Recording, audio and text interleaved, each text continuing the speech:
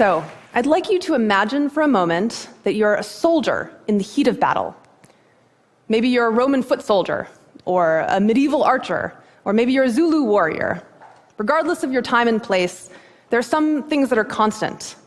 Your adrenaline is elevated, and your actions are stemming from these deeply ingrained reflexes rooted in a need to protect yourself and your side and to defeat the enemy. So now I'd like you to imagine playing a very different role, that of the scout. So the scout's job is not to attack or defend. The scout's job is to understand. The scout is the one going out, mapping the terrain, identifying potential obstacles. And the scout may hope to learn that, say, there's a bridge in a convenient location across a river. But above all, the scout wants to know what's really there, as accurately as possible.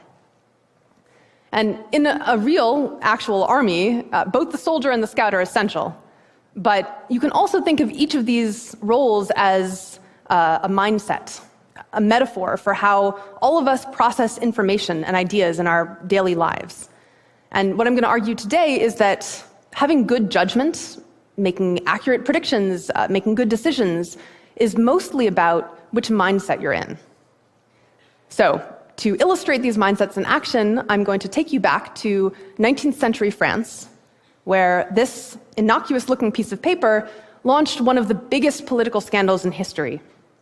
It was discovered in 1894 by officers in the French General Staff, and it was torn up in a wastepaper basket, but when they pieced it back together, they discovered that someone in their ranks had been selling military secrets to Germany. So they launched a big investigation, and their suspicions quickly converged on this man, Albert Dreyfus. He had a sterling record, no past history of wrongdoing, no motive as far as they could tell, but Dreyfus was the only Jewish officer at that rank in the army. And unfortunately, at this time, the French army was highly anti-Semitic. So they compared Dreyfus's handwriting to that on the memo and concluded that it was a match.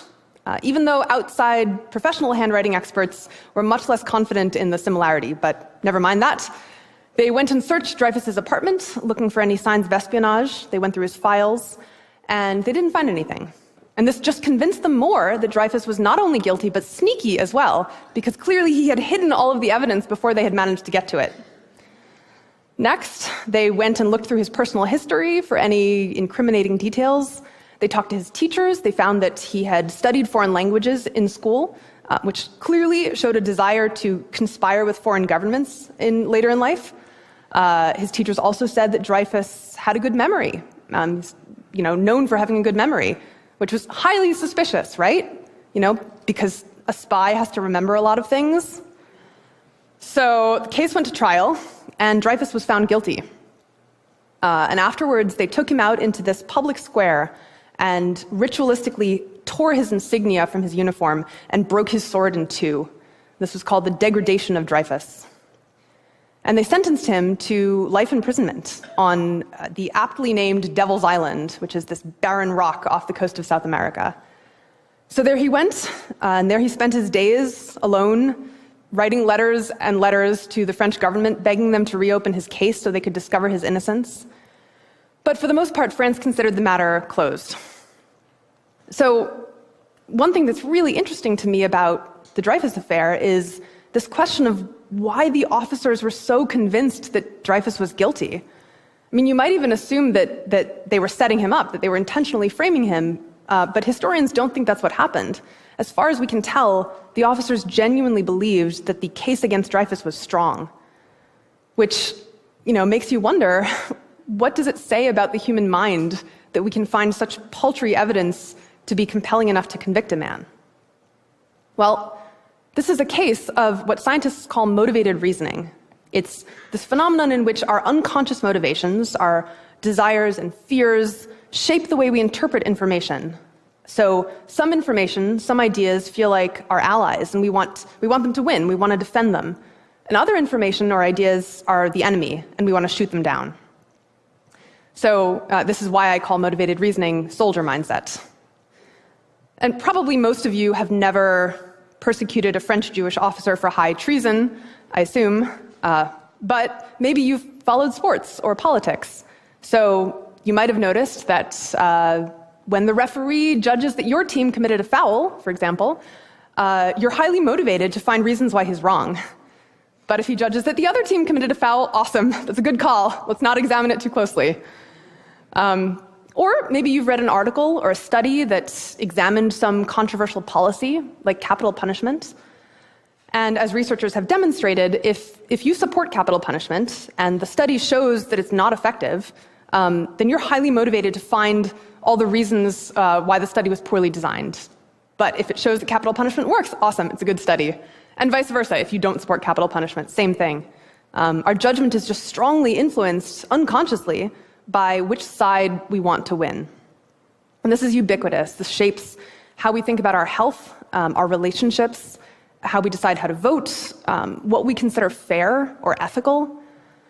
And what's most scary to me about motivated reasoning or soldier mindset is how unconscious it is. You know, we can think we're being objective and fair-minded and still wind up ruining the life of an innocent man. However, fortunately for Dreyfus, his story is not over. This is Colonel Picquart. He's another high-ranking officer in the French army. And like most people, he assumed Dreyfus was guilty. Also, like most people in the army, he was at least casually anti-Semitic. But at a certain point, Picquart began to suspect, what if we're all wrong about Dreyfus?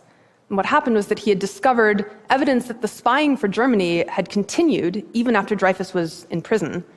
And he had also discovered that another officer in the army had handwriting that perfectly matched the memo, much closer than Dreyfus's handwriting.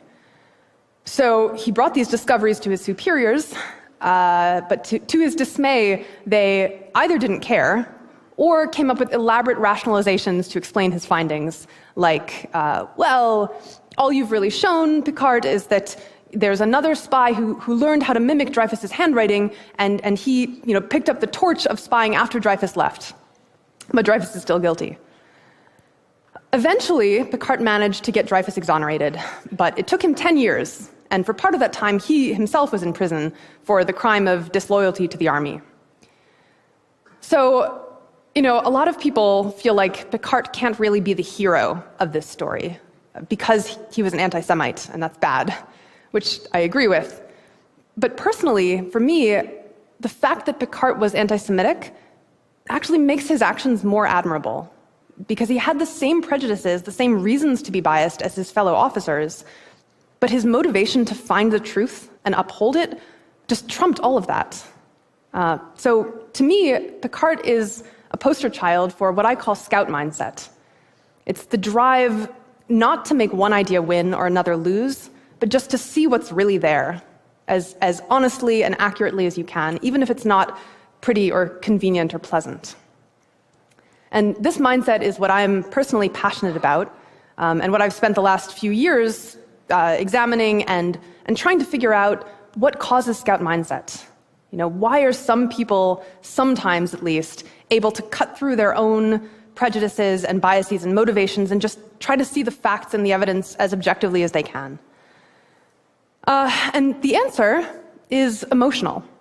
So just as soldier mindset is rooted in emotions like defensiveness or tribalism, scout mindset is too. It's just rooted in different emotions.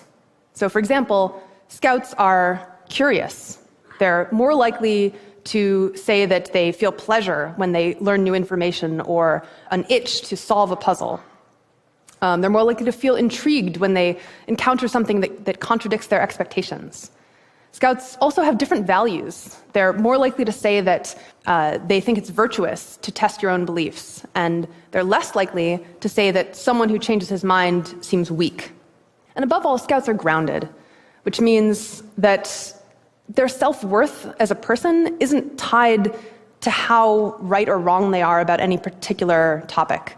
So, they can believe that capital punishment works, and if studies come out showing that it doesn't, they can say, looks like I might be wrong. Doesn't mean I'm bad or stupid, So these traits, this cluster of traits, is what researchers have found, and I've also found anecdotally, predicts good judgment. And the key takeaway I want to leave you with about those traits is that they're primarily not about how smart you are or about how much you know. In fact, they don't correlate very much with IQ at all. They're about how you feel. So there's a quote that I keep coming back to by Saint-Exupéry. He's the author of The Little Prince. And he said, if you want to build a ship, don't drum up your men to collect wood and give orders and distribute the work. Instead, teach them to yearn for the vast and endless sea. In other words, I claim, if we want to really improve our judgment as individuals and as societies, what we need most is not more instruction in logic or rhetoric or probability or economics, even though those things are quite valuable. But what we most need to use those principles well is scout mindset. We need to change the way we feel.